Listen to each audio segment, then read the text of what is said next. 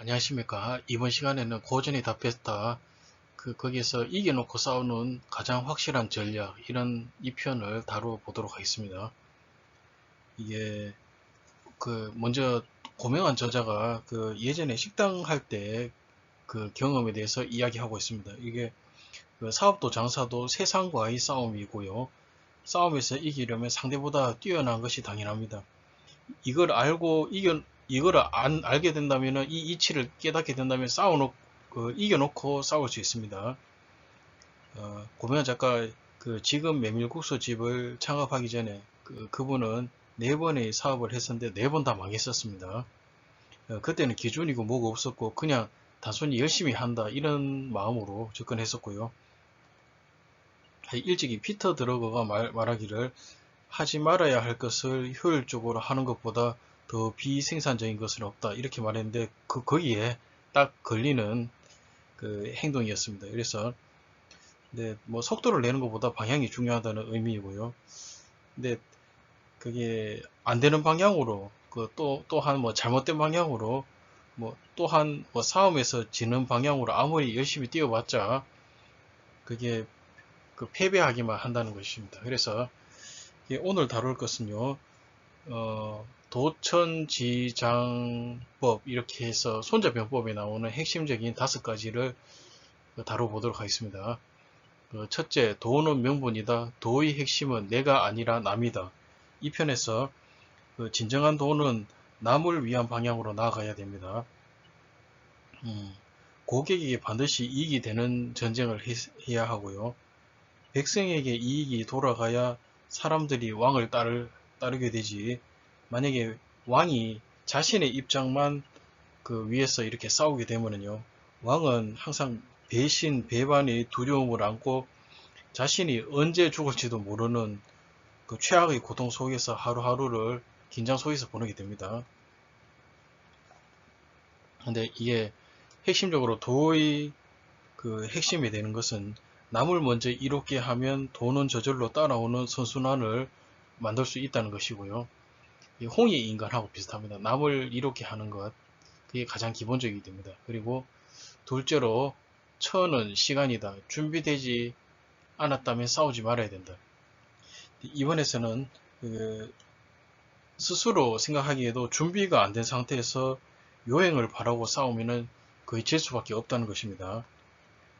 예, 근데 예전에 공양 작가가 근데 뭔가 준비를 대충 하고 각종 뭐 공과금이나 월세를 내야 되기 때문에 급한 마음에 이익부터 내겠다고 덤벼들었습니다.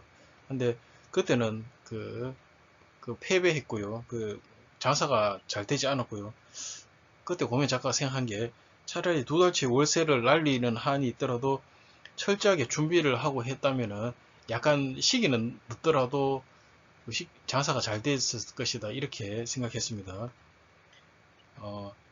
결과적으로 서두르다 보니까 투자금 전체를 날리게 되었습니다. 그래서 이번에 천의 경우에는 핵심이 속도입니다. 속도. 남과 비교하지 말고 자기의 속도를 알아서 나가는 것이 중요하다. 이게 너무 남을 의식하지 말라 이런 뜻이고요. 자기만의 속도를 갖다가 항상 자기의 페이스를 유지해야 된다는 뜻이죠. 셋째, 지는 공간이다. 자기가 잘 알고 있는 곳에서 싸워야 이긴다. 이 편도 되게 굉장히 유명한 편입니다. 어떤 것을 하든지 간에 내가 싸울 수 있는 공간 속에서 싸울 수 있는 공간 속에서는 모두를 지배할 수 있어야 됩니다. 그래서 만약에 뭐 그게 온라인에서 이렇게 상품을 판매한다 이래 되면은 디지털 가상 공간에 내 땅을 만들겠다고 작정하고 책을 읽어야 됩니다.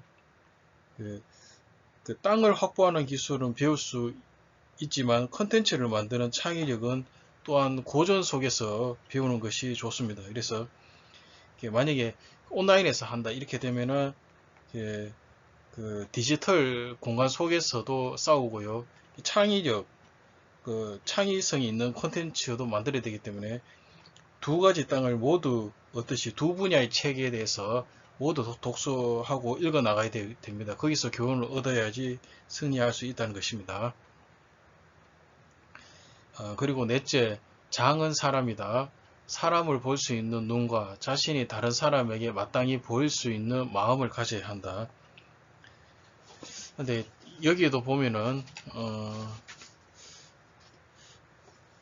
네, 뭔가 그 인간 상호 간의 그 처세에 관련된 것입니다. 그래서 내가 다른 사람에게 보이는 모습을 위해서는요, 보통 뭐 허풍을 떠는 것보다는요, 비밀이 훨씬 더 나은 전략이라는 것입니다. 이게 상대방은 잔뜩 기대하고 있다가 만약에 허풍이 그 거짓으로 거품으로 거치고 나면은 나에 대해서 실망감을 가질 뿐입니다. 그 반면에 비밀은 그게 의리나 그 만족을 낳습니다.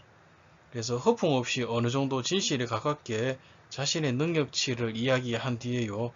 동시에 상대방을 처음 만났을 때보다 시간이 지날수록 그 능력을 계속 비밀리에 키워나가는 것이 좋습니다. 이렇게 비밀리에 능력을 키우다 보면 어느 순간에 내 힘이 그 빛을 발하게 되고 상대방은 그 내 자신 괄목상대한 저를 보고 감동을 하게 되죠. 내가 멈춰 있다면 성장하는 사람이 눈에 잘 보이지 않습니다. 성장하는 사람들 옆에는 또 그런 사람이 모이게 됩니다. 유유상종이라 하듯이요.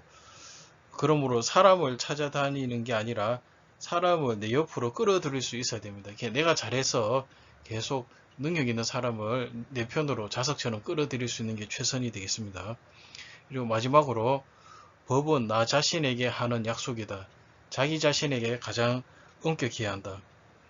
근데 이것도 중요한데 내가 스스로 엄격하면은 나와 약속한 법을 지켜 나가고 엄청난 일들이 생겨납니다.